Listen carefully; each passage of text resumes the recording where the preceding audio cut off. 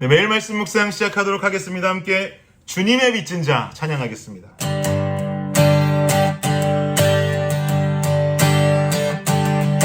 죄악에 썩은 내 육신을 주님이 쓰시려 했네.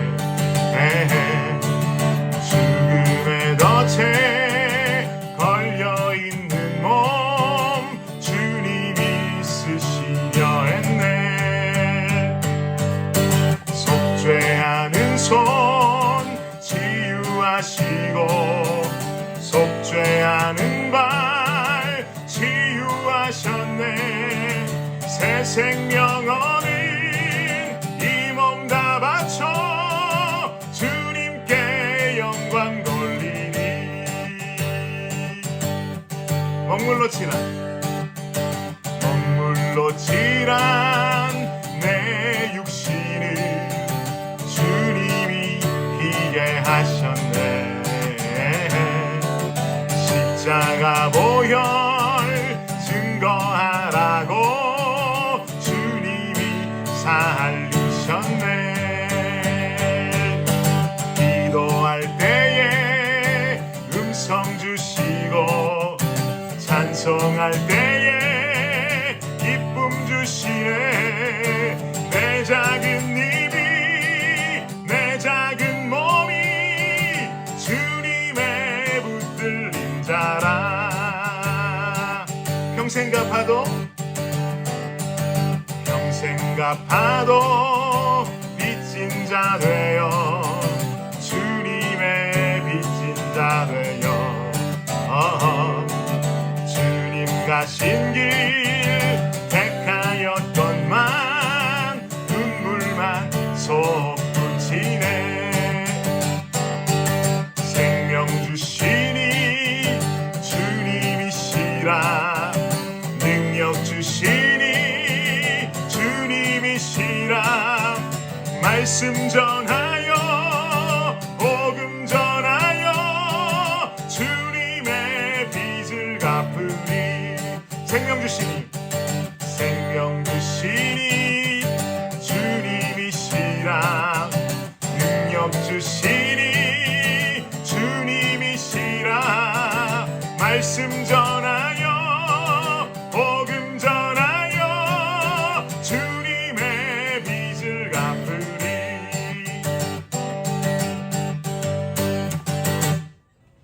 네, 오늘 말씀은 시편 8편 1절부터 4절까지 말씀만 보도록 하겠습니다. 시편 8편 1절부터 4절까지 말씀입니다. 우리 한 목소리로 합독하겠습니다. 시작. 여호와 우리 주여, 주의 이름이 온 땅에 어찌 그리 아름다운지요. 주의 영광이 하늘을 덮었나이다. 주의 대적으로 말미암아 어린아이들과 젖먹이들의 입으로 권능을 세우심이요. 이는 원수들과 보복자들을 잠잠하게 하려 하심이니이다. 주의 손가락으로 만드신 주의 하늘과 주께서 베풀어 두신 달과 별들을 내가 보오니 사람이 무엇이기에 주께서 그를 생각하시며 인자가 무엇이기에 주께서 그를 돌보시나이까. 아멘. 네, 오늘 말씀은요, 여러분 너무나도 잘 알고 계시는 시편 8편의 말씀입니다. 우리가 찬양으로도 많이 부르고 있는 시편이지요. 시편 3편부터 7편까지의 내용은요, 전체적으로 비탄과 탄식에 씌었다라고 한다면 뭔가 이 시편 8편은 지금까지의 분위기와는 사뭇 다른 모습의 시라고 볼 수가 있겠습니다. 한 주 동안 먹구름이 잔뜩 끼어있던 날씨가 갑자기 환하게 밝아지는 기분이라고 해야 할까요? 제가 예전에요, 어느 라디오 방송을 통해서 들은 이야기입니다. 그 방송에서 뭐라고 말했냐면은 나이가 들어감을 느낄 때가 언제인가? 라는 이 질문에 대해서 진행자와 패널들이 재미삼아 이야기를 나누었던 내용입니다. 방송에서 말하기를요, 나이가 들어감, 내 자신이 나이가 들어감을 느낄 때는 바로 이것이었습니다. 뭐냐면 나이가 들어가면 들어갈수록 인생에 감탄이 없다라는 겁니다. 제가 예를 들어 보겠습니다. 단풍이 빨갛게 물들었습니다. 젊었을 때는 뭐라고 말합니까? 와, 단풍이 너무 아름답다. 너무너무 아름답게 단풍이 빨갛게 물들었다. 아름답다 라고 감탄하며 말합니다. 그런데 나이가 먹어가니까 단풍이 든 모습을 보고 뭐라고 하냐면요, 가을이니까 빨갛지 라고 말한답니다. 아무런 감탄이 없는 거죠. 와, 빨개, 아름다워, 너무너무 아름답다라고 말하는 젊은이들이 있는가 하면 나이가 들어가니까 가을이니 빨갛지라고 말한다는 것이죠. 또 한 가지 예를 들자면요, 하늘에서 한방눈이 내려옵니다. 젊었을 때는 그 눈발을 맞으면서 너무 아름다워, 너무 이뻐라고 감탄하고 때로는 연인과 함께 손을 잡고 데이트도 즐기곤 하는데요. 나이가 먹어가면, 나이가 들어가면 한방눈이 오는 것 보고 뭐라고 말할까요? 내일 아침에 길 엄청 막히겠네 라고 한답니다. 여러분 어느 쪽이십니까? 여전히 인생의 감탄이 살아 있으십니까? 여전히 인생의 감탄이 살아 계시다면 여러분은 나이를 불문하시고 모두 다 청년이라고 생각하셔도 되겠습니다. 그런데요, 혹시 말씀을 듣고 있는 우리 청년이나 학생들 중에서 이런 감탄스러움 없이 인생을 살고 있는 청년들이 계시다면 아, 나는 나이가 어려도 청년 아니구나 라고 생각하시고 얼른 인생 속에 감탄사들을 늘려가시기를 축복합니다. 오늘 날씨가 어떨지 말씀을 녹화하고 있는 제게는 지금 오늘이라고 하는 이 시점이 내일이 되기 때문에 알 수 없지만 오늘 날씨가 화창한 날씨에 텍사스에 파란 하늘이 펼쳐져 있다면 창문을 보시면서 와, 아름답다. 저 하늘이 정말 파랗고 아름답다라고 소리치시면서 젊음을 만끽하고 하루를 시작하시기를 바랍니다. 여러분 생각해보면요, 우리의 신앙도 마찬가지입니다. 무엇이든지 감탄이 살아있는 신앙이 되어야 합니다. 인생에 감사한 일이 생겨나면 우연히 찾아왔다라고 생각해서는 안 되겠지요. 혹은 운이 좋았다라고 생각해서도 안 됩니다.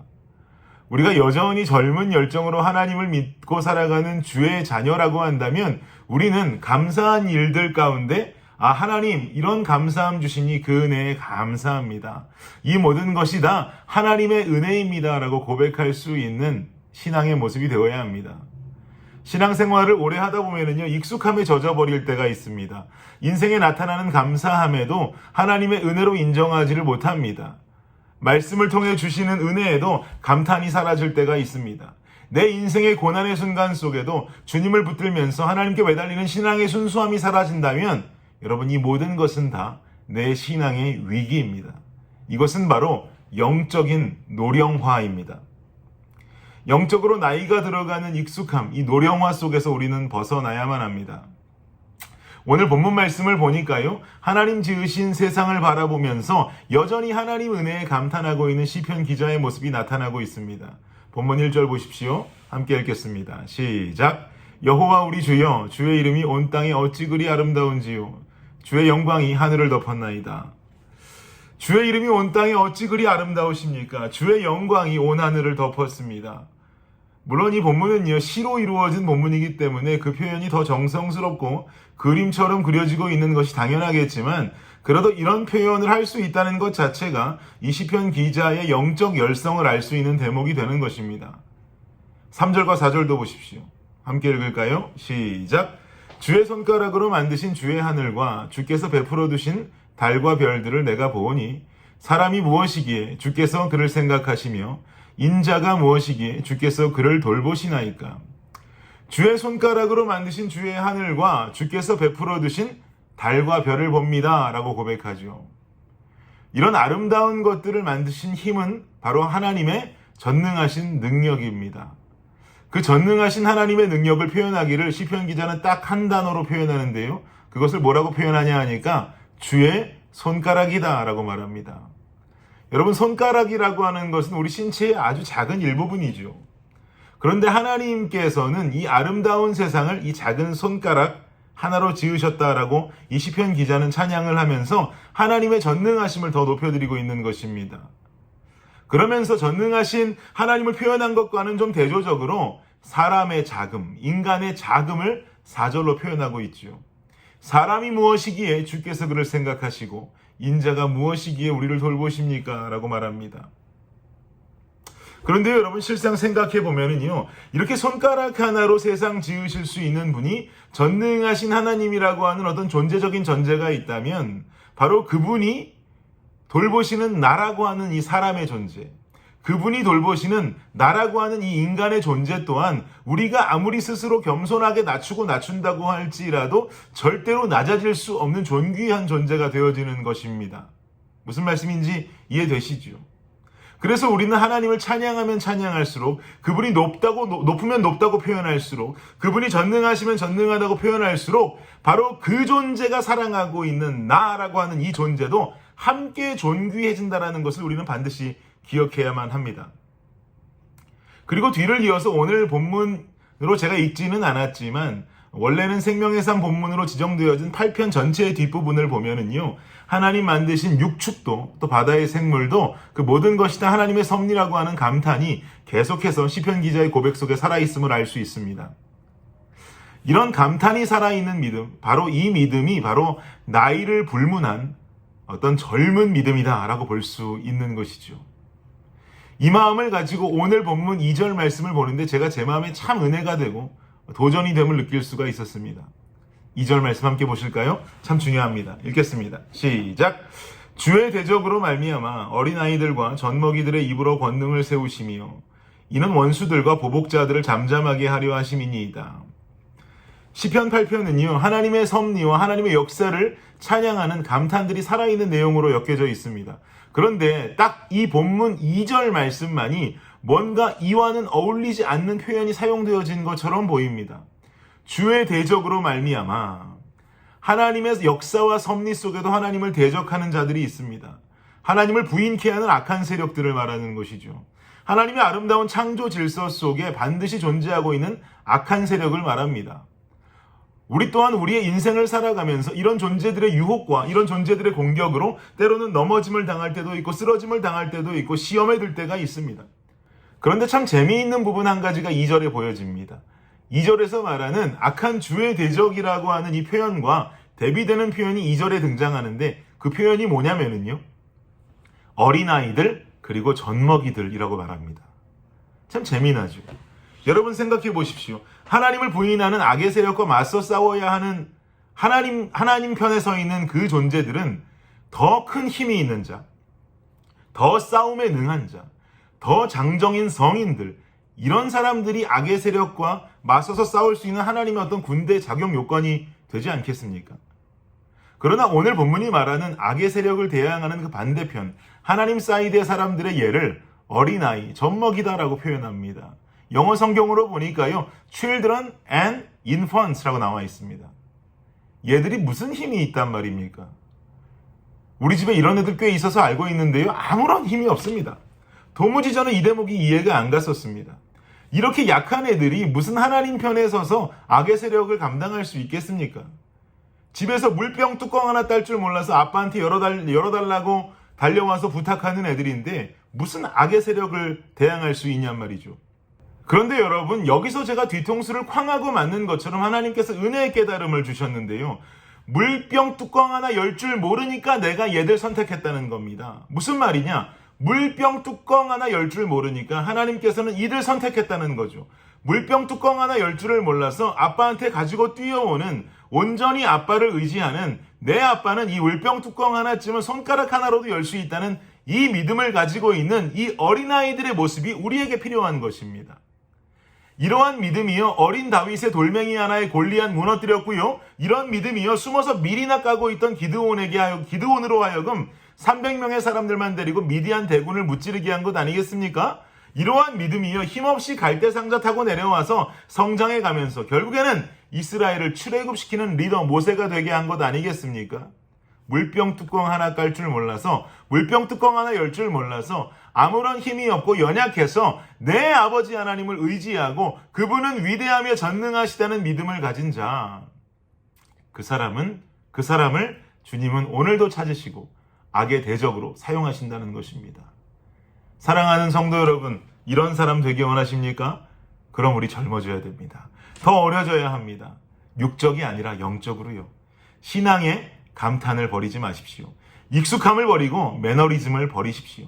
감사한 일에 감사하다고 말할 줄 알고 모든 것이 주의 은혜로움을 인정할 줄 알고, 우리가 살고 있는 이 세상에도 이 날씨도 이 자연도 모든 것이 주의 은혜임을 인정할 줄 아는 자가 되십시오. 우리 인생의 고난도 결국 주님께서 건져주실 하나님의 은혜와 섭리 가운데 있다는 것, 이것 인정할 수 있어야 합니다. 이러한 신앙의 감탄함을 가지고 살 수 있는 자들이 되어야 합니다. 그 사람이 젊어집니다. 그 사람이 젊은 신앙 갖게 됩니다. 감탄하고 더 감탄할수록 우리는 더 젊어질 수 있습니다. 어린아이처럼, 인펀, 갓난아기처럼 신앙의 순수함을 회복하며 하나님을 바라보길 원합니다. 바로 그 사람을 주님께서 사용하십니다. 기도하겠습니다. 하나님 감사합니다. 신앙의 감탄이 살아있는 자들이 되기 원합니다. 감사를 감사로 받고 은혜를 은혜로 받을 수 있는, 그리고 또 힘든 순간에도 주님만을 바라보며 감탄함을 죽이지 않고 살리며 살아갈 수 있는 주의 성도들이 되게 하여 주시옵소서. 그리함으로 하나님 사용하시는 귀한 일꾼들로 거듭나게 하여 주옵소서. 예수님 이름으로 기도합니다. 아멘. 수요일 기도 제목으로 함께 기도하도록 하겠습니다. 구역장들을 위해서 구역원들을 잘 돌볼 수 있도록 섬김을 통해 은혜와 복을 받도록 기도해 주시기 바랍니다. 마지막으로 선교사님을 위해서 기도하실 때에 하이티의 박동환 선교사님, 알래스카의 이홍래 목사님, 그리고 D국의 김재문 선교사님과 이국의 새벽이슬 선교사님을 위해서 이 시간 간절히 기도하도록 하겠습니다. 기도합니다.